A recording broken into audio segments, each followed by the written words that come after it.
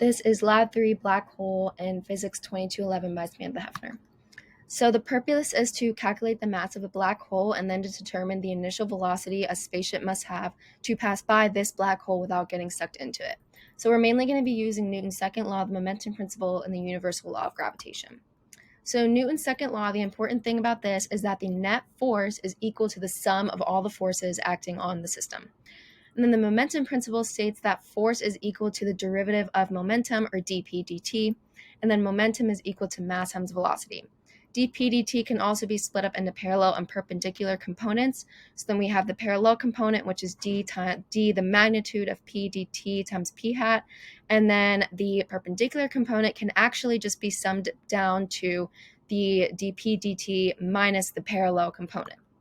So the universal law of gravitation states that the force of gravity is equal to negative the constant of gravitation, which is g, times mass 1, mass 2, over the distance square r hat.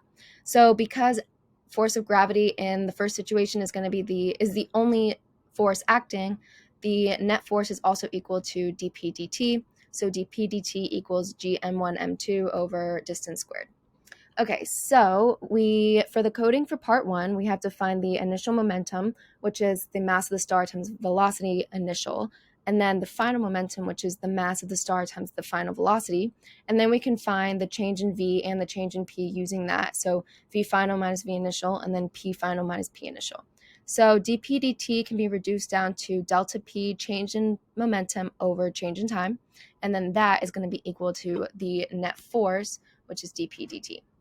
Okay, so then we have to find the parallel component of momentum, and that's going to be equal to the magnitude of momentum, the derivative of the magnitude of momentum times p hat. And then this is p hat, and then this is the magnitude. And then F net, the parallel component of force, is equal to the parallel component of dp dt, and then the perpendicular component of momentum is equal to the perpendicular component of the net force. And we found the perpendicular component by just subtracting the parallel component from dp dt. So we can rearrange the law of universal gravitation to find the mass of the black hole. So then this is going to be the magnitude of the net force times the magnitude of the distance squared, divided by the g, the constant of universal gravitation, times the mass of the star. And then we're using the magnitude because the mass of the black hole is a scalar quantity, not a vector, so we have to use the magnitudes. And here is the trajectory. So the arrows represent the different components. So as you'll see, the perpendicular component always points towards the center, and the parallel component is always tangent to the trajectory. And we ended up getting a mass of 1.29 times 10 to the 34 meters. Okay, so for part 2, you have to find all the forces acting on the planet and all the forces acting on the ship. So number 1, you have the force of the black hole on the planet, and then you have the force of the ship on the planet. So you have to find both the magnitude and the r hat, which is the direction.